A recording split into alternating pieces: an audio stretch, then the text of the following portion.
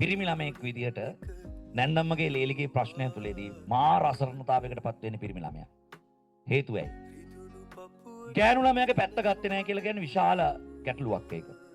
තමන්ගේ බිරිඳගේ පැත්ත ගත්තේ නැහැ කියන විශාල ගැටලුවක්. ඇයි හේතුව? එයා යාගේ දෙමව්පිය ඇතෑරලා ඉන්නේ.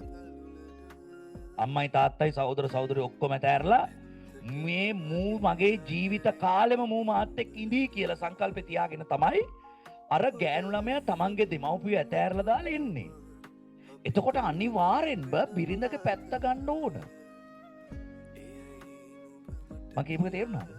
නැන්දම්මගේ ලේලිගේ අතර ප්‍රශ්නකෙදී එතකොට අනිවාර්යෙන්ම පිරිමි කෙනාට සිද්ධ වෙනවා බිරිඳගේ පැත්ත ගන්න.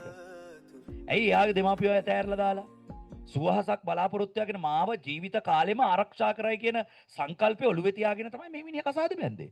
බැන්දට පස්සේ මේ මිනිහා මෙයාගේ පැත්ත ගන්න නැත්තම් විශාල වැරද්දක් ඒක.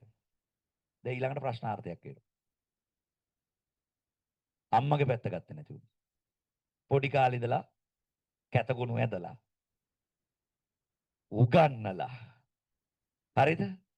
ඊට පස්සේ ලොකු වෙනකන් ඒ අවශ්‍ය කරන සියලුම දේවල් කරගෙන ප්‍රශ්නයක් වුණාම අම්මගේ පැත්ත ගත්තේ නැතුනොත් ඒකෙත් හානියක්.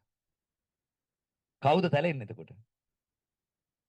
මේ පැත්ත ගන්නත් බෑ, මේ පැත්ත ගන්නත් බෑ. කවුද තැලෙන්නේ එතකොට? කොල්ලා තැලෙන්නේ. පිරිමි කෙනා තැලෙන්නේ. ඈ? පිරිමි කෙනා තමයි තැලෙන්නේ පුතේ. ඈ? එහෙනම් ඉතින් එහෙම තැලෙන්නේ නැතුව ජීවත් වෙන්න නම් වැඩ දෙකයි.